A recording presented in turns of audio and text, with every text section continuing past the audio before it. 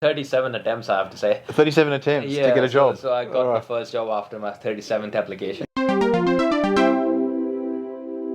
Hi everyone, we're here today in sunny Canberra. It's a nice day in Canberra, and I'm here with Dr Naj Soomro, also known as the Outback Doctor Australia on YouTube. Does some fantastic videos for particularly IMG doctors who are wondering about the process of working as a doctor here in Australia, and we've done a collaboration before which was very popular. We're talking about his journey so far in medicine. So hello and welcome, Naj. Thank you very much, Anthony. Good to meet up with you. Great to do a collab. Yeah. This is my second collab in Canberra. I should come here more often. Absolutely. I'm going to run through a few questions with Naj, starting with what's he doing here in Canberra, and we haven't told you what I'm doing here in Canberra yet. And then we're going to catch up with him on terms of where he's up to in his medical career and ask a few questions about where he's heading. So Naj, we're at the Australian and New Zealand Pre-Vocational Medical Education Forum, which is a long name for a forum, but it's a medical education conference focusing around particularly the needs of interns and residents, PGY1 and PGY2 doctors. I'm here mainly as a director of training, although I did run a workshop as well. Which I have to say was fantastic. Oh, thank you. Yeah, what are you doing here? What's your role? So as discussed, I'm here to attend the forum. Yep. I think and I'm also presenting one of my research papers in the forum, which is related to the development of junior doctors and essentially the role of YouTube and how we can use that. The important thing in this forum was that you get a variety of junior doctors that come over here, but you also get most of the medical workforce managers, the director of clinical training, and people who are at influential positions in hospitals, particularly related to the recruitment of junior doctors. So it's a great forum to network, particularly in places where you want to go in the future and if you're targeting future placements. Yeah, absolutely. And, I was going to ask you, do you think this is a sort of conference that maybe an IMG who hasn't yet cracked a job in Australia might want to think about attending for those networking purposes? I think I'd sort of put it as it's one stone that kills multiple birds. So if you come over here, you end up meeting up with pretty much all of Australia's medical workforce directors. And then if you can have a good chat with them, you've put a face to your name, and that's what you want to do. Yeah. So if you're targeting a job through the standard pathway, you're probably looking for one of these PGY2 resident jobs. Most of the managers who employ people in those roles are at this conference, and most of the directors of training for those roles are at this conference. And they're having a good time, and they're in a social, sort of friendly environment. So as Naj says, you could probably meet quite a few and put a face to your name, which might help down the track, just to personalise things, and it can be fairly efficient to do that. It's not cheap though, is it, to get to a conference like this? And it's about a bit over $1,000 just for the registration, though I understand your hospital did help to sponsor you to come, so that's nice. Yeah, so that sort of worked for me, but I guess if you're looking at the long-term benefit, it's actually bang for the buck, because if you're going for a $80,000, $90,000 job, spending $1,000 on this sort of forum to get leads and the hooks on, it's actually not a bad idea to come down. And I guess if your other strategy was to travel to 10 different towns in Australia and stay overnight, you're probably going to spend more money doing that than coming to one conference. So yeah, think about the pre-vocational forum. It's in New Zealand next year though, but there'll still be a lot of Australian people going there, but that might make it a little bit more expensive still. So you're enjoying your forum so far? Absolutely. It's been good. It's been good to be back in Canberra. I spent some time over here back in 2012, so found memories, although the city has developed quite a bit now. It has, yeah. I did my internship in Canberra actually, and that was many moons ago, and it has changed. We'll not ask you about the years. No, thank you. So last time we caught up with you, you were just kind of starting a job in Victoria. And just to remind everyone, Naj is an example of a doctor who came to Australia, did some other jobs first, so had a bit of time out from medicine from his own country, Pakistan, I think. Yeah. And then sat the AMC multiple choice exam, got a pass on that, and then was able to apply for a few jobs. Went through a bit of a process of refining his interview approach, but finally landed a job in Victoria, and that took a bit of time, but is now successfully working here. So 37 attempts, I have to say. 37 attempts to get a job. So I got my first job after my 37th application. Yeah, and about 6 interviews, I think you said. 5 or 6 interviews, and I had a bit of a hiatus from the clinical career. So about 7 years, I was doing research and teaching and PhD, those sort of stuff. But then when I decided to get back in, as you know, from the previous video, it was a bit of challenge. But once you land up your first job, then things are a little bit easier, but not as straightforward. Yeah, absolutely. And so how's, since we caught up last time, how have things been going? Can you tell us what terms you've been doing, the sort of supervision you've been getting, what you've been learning? How's it going with the rest of the standard pathway process? Yeah, so in your first job in Australia, it's likely that you'll end up in a role in ED, which is the emergency department. And as we discussed previously as well, it's also likelihood that you may get a job in psychiatry and some other specialities where there is a bit of a breadth of doctors. So you get that first job, and I got that first job in the ED. So I've pretty much done 4 terms of ED and a term of psychiatry.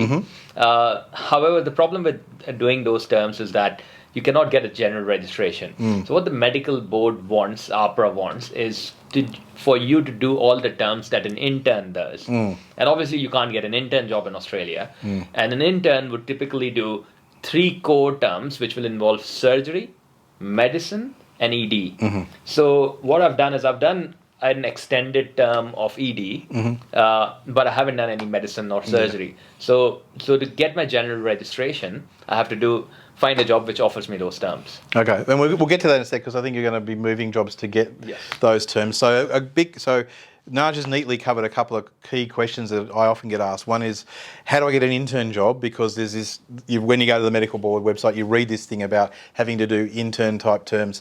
But just to clarify there, Naj is working in a resident role, but he's doing similar terms under supervision that an intern would do. And as you said, emergency medicine and surgery are the terms that the medical board want to see. So he's got his emergency done. He just needs to get some medicine and surgery. And you actually have to get, I think, 48 weeks total as well with some other terms. Correct. Then the other question is, what if I get offered a job that doesn't offer me those terms? Well, when Naj asked me this question, I said, just take the job, because generally the hospital will try and get you the other terms you need. They don't want to let you down once you're their employee, or they will understand if they can't offer you those jobs if you have to go elsewhere to get the extra rotations, which I think is what's going to happen for Naj. But before we get on to next year, tell us a little bit about the process with APRA and meeting the requirements now that you're under this provisional process of obtaining general registration through the standard pathway. Yeah, so my pathway was slightly different. Most IMGs actually go through the AMC 1, which is the MCQ, and then do the AMC clinical. However, I feel that doing the clinical without having Australian context is a bit challenging. So I took the limited registration route, which basically means that I did the MCQ, ended up getting an RMO equivalent job. And during that job, if I do those terms as we discussed, then I automatically get a general registration. So I don't have to go on a provisional registration. So the idea is that I complete my 48 weeks and then do those additional terms if I have to, because I wasn't able to complete those rotations within the 48 weeks. Yeah. And once I've done that, then I'll apply for the general registration. So Naj will have to extend his limited registration so that he's got for another year to get those terms, and that's generally okay. Just I guess to clear up there, so Naj has got the AMC MCQ Part 1. He needs to still achieve the certificate. There's 2 routes for doing that. There's to sit the clinical exam, which you can do whilst you're working, as we've demonstrated, although there's an alternate pathway, isn't there? And I think that's the one that you're investigating at the moment. Absolutely. I think the alternative pathway is a good pathway to follow, because you actually get an exemption from doing the exam. Yep. And what is better than that? Yep. You know what I mean? So you're working in a busy clinical year, and then on top of that, you have to do exams. It's a bit challenging and daunting. Yep. So that alternative path is actually getting a job in a hospital that supports the work-based assessment program, or the WBA program. So what we can do is we can put a link of the WBA hospitals down in the description. Yeah. So essentially, in a nutshell, if you end up getting a job in a WBA hospital, then you will go through that program, which is essentially 9-month program, or takes up to 12 months. And if you do those 12 months, you automatically get an exemption from the clinical exam, and you end up getting the general registration. Yeah. So it's not a 100% guarantee. So firstly, you have to be in a hospital that offers that. And just because you get a job in that hospital doesn't necessarily mean that you get enrolled in that program, although generally that's the case. And it is pretty rigorous, but it's based on your performance at work. So generally what they do is require you to do a number of WBA assessments are usually a multi-source feedback at the start and towards the end, so that you get some feedback on how you're performing and how you can improve. And then usually a whole series of what's called mini CXs, mini clinical exams, so like a structured short case, again where you get feedback, and case-based discussions where again you get feedback on cases that you present. And so the whole purpose of that is that some of them those assessments you might actually fail, but that is to help your learning and help you know how to improve.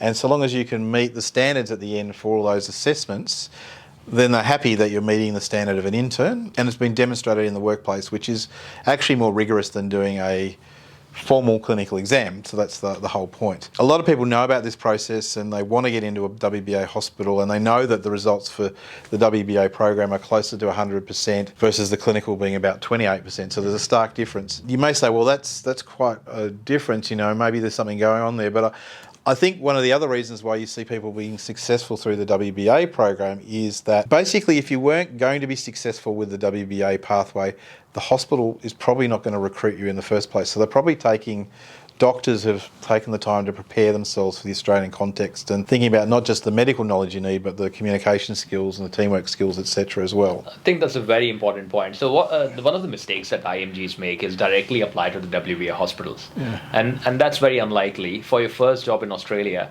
getting into the WBA hospital would be like one in 1,000 chance. So the best route is something along the lines of what I've done. Go and get into any hospital which is not a WBA hospital. Do some time in that hospital, 6 months to a year. Do a good job. You do a good job. Get some references, and then apply for the WBA program. And I can actually tell you that I only applied to one WBA hospital, and the first application I put in, I got the job. Yeah, it's so much easier once you've proven that you can work as a doctor in Australia to get the next job. Yeah. It's like although you helped me out in the interview, so I appreciate that. Well, that's great. I think it was Casey Neistat. I watched a YouTube video and he talked about the first 1,000 subscribers was much harder than the next 10,000. It's a bit like that. The first job is the hardest job, I think, particularly for an IMG. Once you've done that, it's so much easier to get the next one. So long as you are sincere and do your first job well, you'll get good references. The hospitals will see that you're working successfully and they'll go, okay, well, that doctor's proven themselves.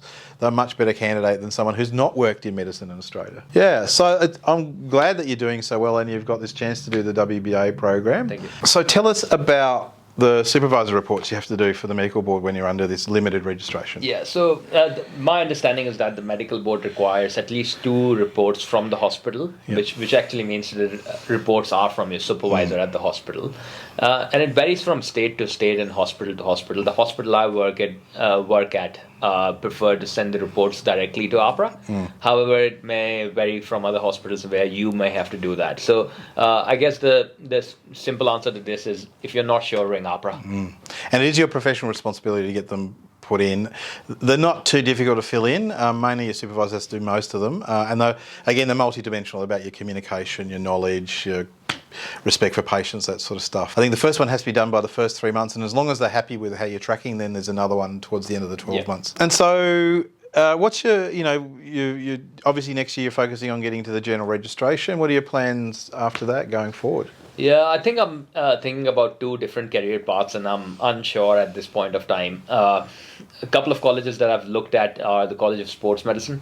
So that's my number 1. Number 2 is going to be general practice. So that's very attractive, a lot of flexibility, job-wise. You can work anywhere you want, pretty much. So that's another area I'm looking at. And the third one, which is a difficult specialty to get in, however, very lucrative, and the work is pretty good, which is radiology, which I figured out in Australia. So radiologists are very well sought after, but it's a difficult specialty to get in. So I need to do a bit of digging in and figuring out whether that's another area I would go into. But the idea is to first get your general registration and cross that bridge when you come to it. Great. Well, Naj, thank you very much for catching up with me here in Canberra. It's good to see you in person. Thank you very much. Yeah, cheers. And I hope you enjoyed this video and you got a lot out of it. And I hope to do some more videos with Naj. And I'll see you in the next video. Yeah, and before we go, make sure you click the like button and the subscribe button. Sure, and then I'll see you in the next video. Yeah.